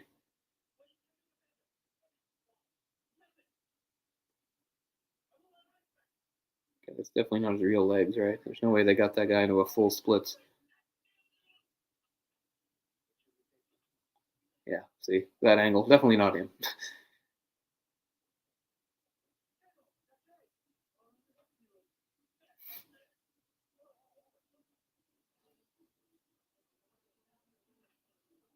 His reaction's not too bad at all. If I got crotch kicked so hard that I fell and it forced me into full splits, I think I probably screamed.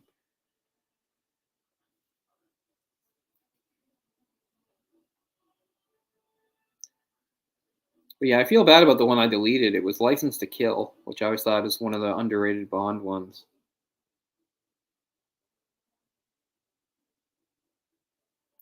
Yeah, And I think this must have had, because this was during the run in the '90s when they had, North American theatrical releases too. And I don't know why I would have missed this one, because I did miss, like, sort of, I think the first one was Rumble in the Bronx, but then I saw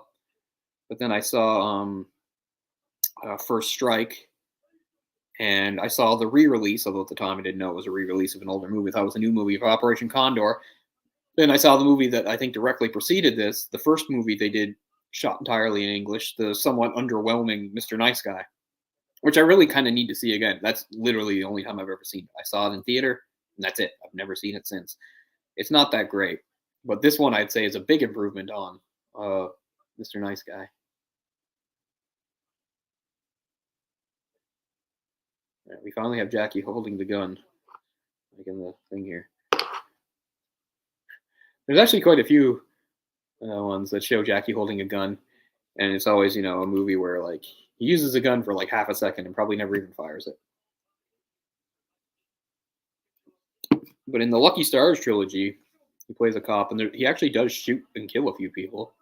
There's probably at least a couple other movies where he does that too, but not too often. Well, listen to him. Really? Wow, give this guy credit. He's still trying to maintain the lie. Because he says, if I wanted to kill you, I could have done it in South Africa. It's like, look, well, you did send bad guys to kill me.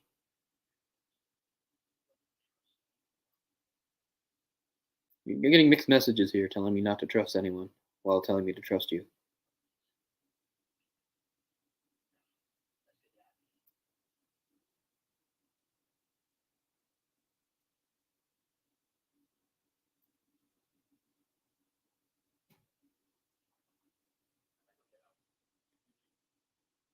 Are you testing him?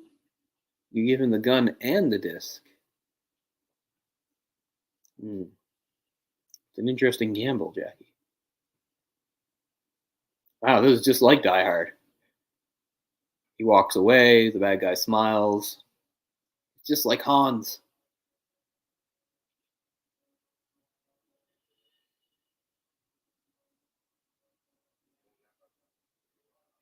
Oh, that's a mean thing to say. Like,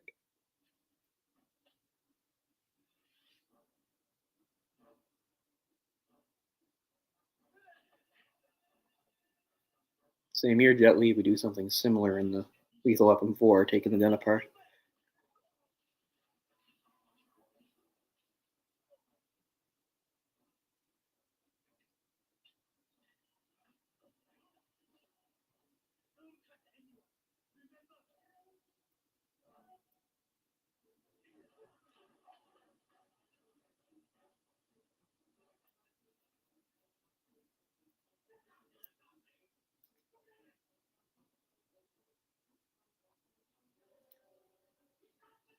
Of course he's got the disc, you idiot.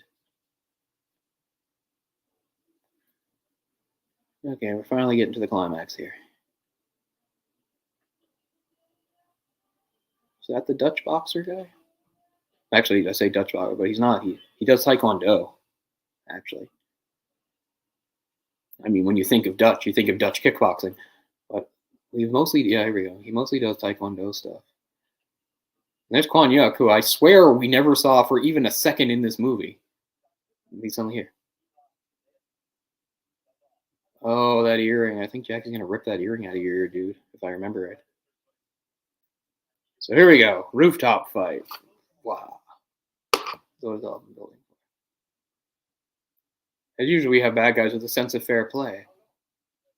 It's like they're so confident. They're just like, okay, we'll take turns. And honestly, while Jackie's, done his usual thing in this movie, he's never really been tested physically too much until now. So this guy,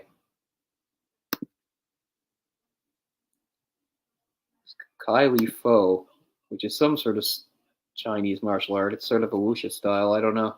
I'd heard of it before, but that's supposedly the style that Kwon Yuk is using here. Kwan Young. I said Yuk. Kwan Young. Sorry. I wish I could go back and fix all the places where I mispronounce people's names. Like for so long, calling Yun Bu Yun Biao. It's Bu. Yun Bu.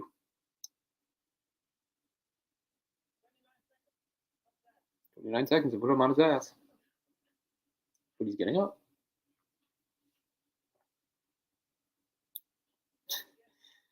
He does do good physical. Yeah. So really, how they come is this guy's punch heavy. The other guy's going to be sort of kick heavy. I guess they're trying to show contrasting styles. This guy's, more about punches.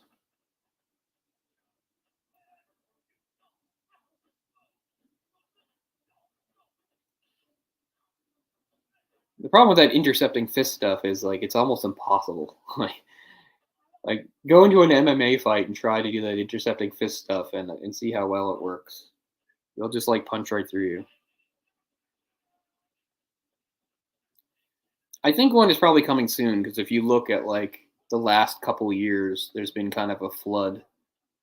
Like for instance, Gorgeous is about to get one. I was talking about that, and I mean that's kind of a forgotten one from the same era. And yeah, that's getting one. So I think this one can't be far behind.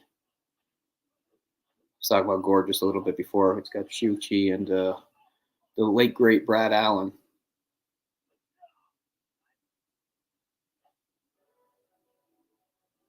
He's not impressed. It is kind of cool though, because now suddenly he has to fight a guy who has a completely different style. We'll get those legs warmed up. How the hell? Wow, I'm impressed by people that can. He put his head like completely sideways. He's an owl. So yeah, it's all kicks.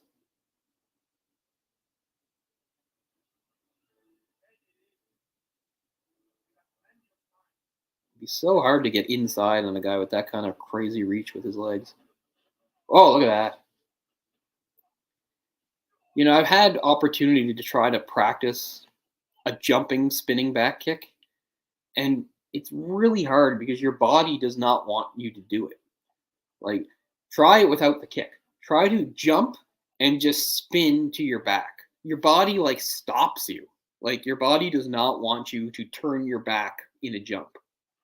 So it's so hard to actually add a kick to it. I mean, it took me forever to get the feeling down. And I mean, it's only something I could do when I was in class or in the area. Like you can't do it outside or here or you'll probably kill yourself. You want to do it on a mat.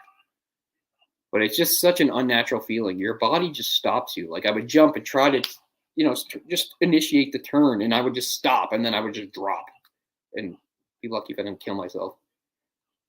But that with the opening there, he just does this crazy jumping, spinning back kick, and it's so fluid.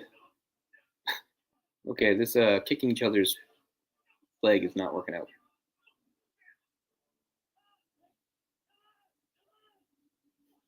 Oh, my shin. Forget about time. This guy hurt my shin. I don't care about the rules anymore. So well dressed, too. Very dapper.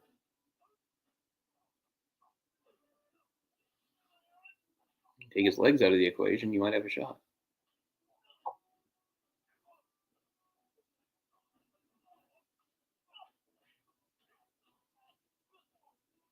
Yeah, I think this fight's really great. Like, no more games. Let's just all attack him at once. It's so frantic. Reminds me almost of a Donnie Yen fight. It's a little more high danger and frantic and taking a lot of hits than some of Jackie's fights. Must have been tough to choreograph. I mean, usually fight scenes this elaborate take maybe sometimes even a couple weeks to shoot.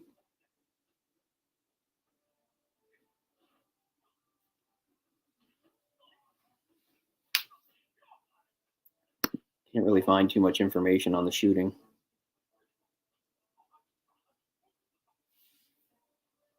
Those houses are just known as the cube houses, I found out. I know there's a part where he's going to do slide down the building. That's sort of the big stunt in this movie.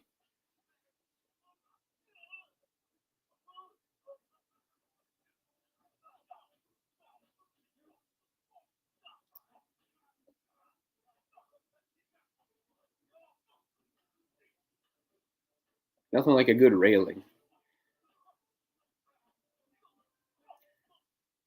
to hop over or under or knock a guy into.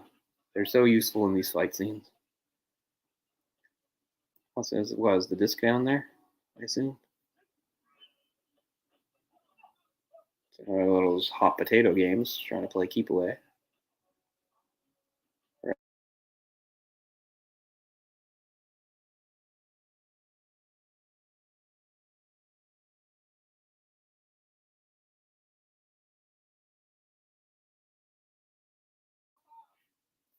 Damn it! I mean, that's frustrating as hell that that happened.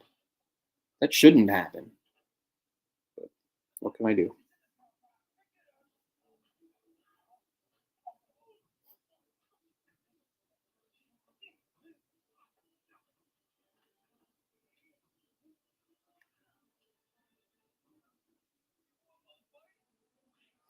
You want more fight? We do. Oh, that's awesome. Right up. I mean, they do a cut there, but you can still see that it's all one fluid movement there. Yeah, he's got like the bags of cement. I mean, somebody slams it over the back of your head. It's like, fine, we're fighting this way. I'll throw bricks at you. Street rules now, y'all. I'll just smash his head with a brick. Forget technique. Yeah, there we go. Well, okay, then I'm going to pull on your earring. It's not a good idea to be a martial artist if you're going to wear an earring.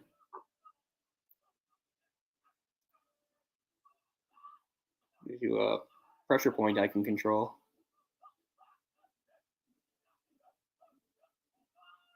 It makes me dizzy just looking at it. So I guess he doesn't actually tear the earring out, but he pulls it. Oh yeah, yeah, okay. They don't want to play anymore. I mean, in addition to being a good martial artist, I got to give that guy credit just for the way he's controlling his body, taking those hits. It's comedic. It's almost cartoonish. Oh, he was already for finishing move when he fell down. Yeah, and that guy's like, he's already ruined my ear. It's kind of an anticlimactic end for the fight, but I like it again. It's because it's creative. It's not predictable. They're just out of it. There's always more guys. Time to slide.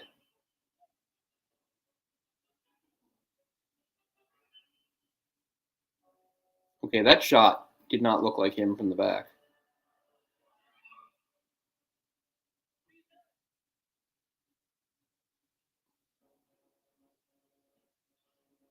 I mean, that's clearly him there, but it looked like the initial jump wasn't him. I mean, all these shots show him. So I'm not sure exactly how this was shot, though. Right? I mean, clearly somebody's going down.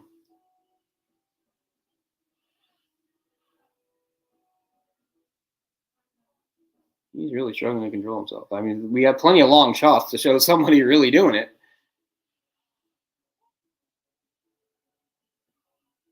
Oh, that would be terrifying. And that's not even the bottom. You can still fall to your death from there.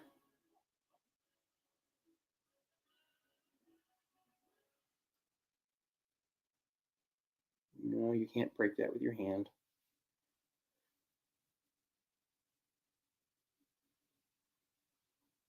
Oh, the special. I guess he got that from the African tribe. There you go.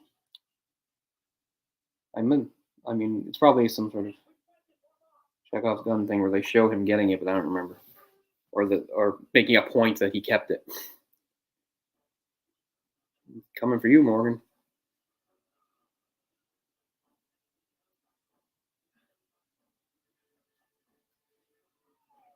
Almost finished. Tammy's gone quiet. She's finally tuckered herself out. Oh, she's right in front. She does this weird thing where she sits right in front of where the TV is. I don't know why she doesn't sit here. She's strange. Oh, there's Christine, the CIA agent.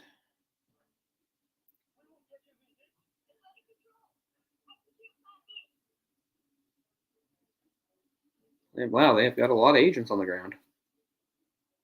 A lot.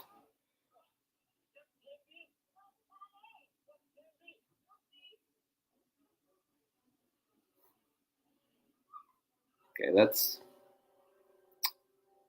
wow.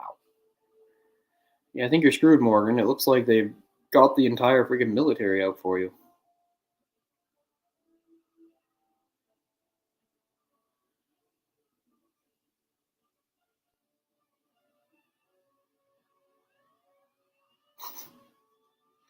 It's sort of comical seeing them all follow them in that little thing.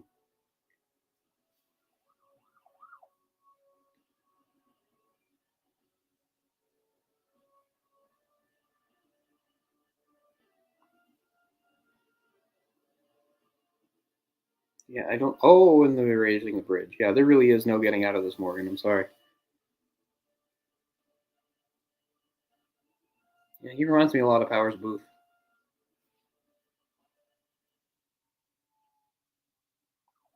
Powers Booth was the main bad guy in Sudden Death, so opposite Jean Claude Van Damme. Yeah, there's really nowhere for you to go, dude.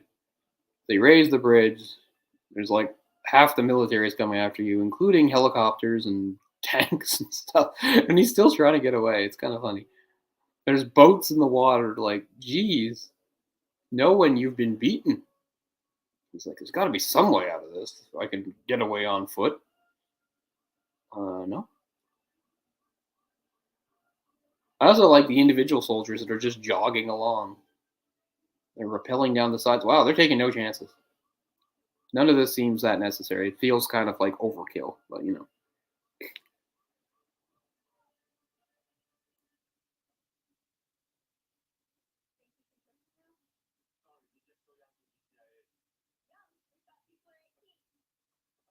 Well, do they? That's cool.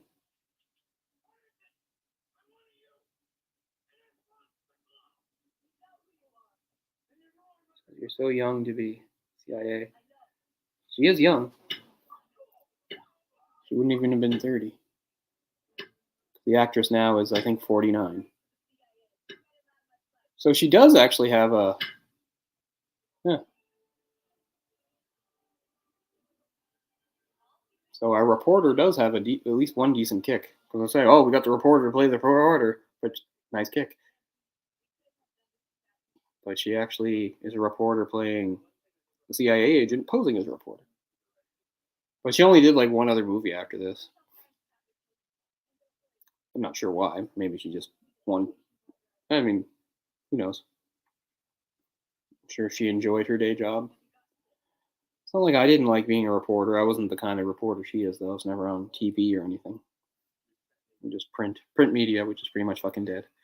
Articles for newspapers and such. Some stuff on some sites. He just throws the disc away. Going back to Africa to hang out with Yuki, I guess. I mean, he doesn't really say why he's going to Africa, but I assume it's to go see Yuki. So that's it. I remember the song too. Let's bring it up. Michelle Fair. Well, we got our outtakes, but I can't show them.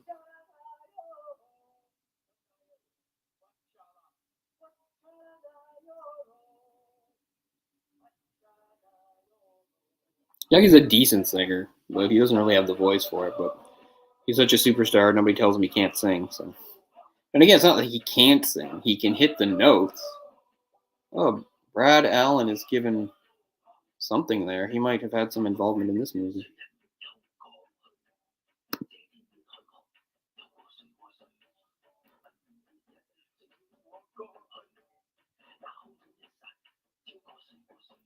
Oh yeah, there you go. He's part. Yeah, Bradley. His full name is Bradley James Allen. He was the first, I think, non-Chinese to be on an actual member of the Jackie Chan stunt team. He's a phenomenal martial artist. Just see him do crazy stuff.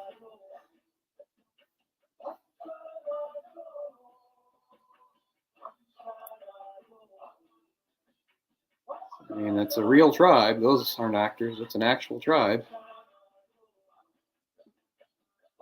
So yeah, I was always confused by this. Are they upset by the presence of the helicopters, or are they just running because they're excited? I'm not sure what's happening here. Is the African tribe like aren't yeah, they're like throwing spears at them. I mean, is that literally what happened? They're throwing spears at the helicopters? Like, is it a joke? Did it really happen? I'm so confused. There, it is him taking the initial jump. So, I don't know. Yeah, I actually hit the camera there.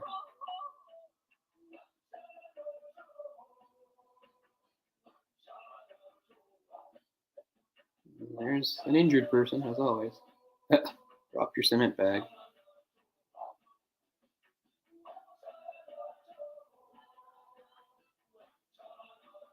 Show me the clog kick thing. Did I miss it, or did they really get that on the first try? There's no way, right? Here, he's even screwing up the kick for the flashlight, where he kicks the flashlight into his own hand, then pulls the spear. Oh, here we go. Yeah. See, 1, 2, 3, 4, 5.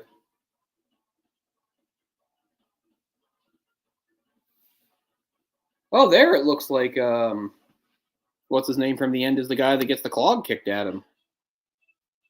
Uh, God, Kwan Young. But maybe I'm wrong. Oh, right on the edge of the building. All the stuff about Amsterdam, not Amsterdam, Rotterdam. See, these Africans are glad to see Jackie. He's doing a dance with them.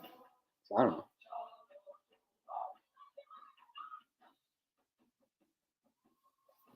Golden Harvest, baby. And that's the end. So I'll have to play this back and see if it went. I know a few minutes ago it actually cut off, which I can't believe fucking happened. But there, no need to overstay the welcome. I just wanted to get something done and take a look at it, and I thought it's an excuse to watch this one. It's fun. I don't know. It's, again, a lesser known one, and I mean Jackie's done so many movies, but it always stands out to me because it's still among the first sort of handful of movies I saw by him. Like I said, if I'm thinking right in order, I saw Super Cop sometime like in '93. Saw Rumble in the Bronx probably early '95. Saw um, First Strike in '96 in theaters when it came out. And then sometime in either '96 or '97, I think, is when Operation Condor got like a re-release over here, and I saw it because I know I saw it before this. And I think was '96 also Mr. Nice Guy. Mr. Nice Guy might have been '96, '97, '98, something like that. And this was shortly after Mr. Nice Guy.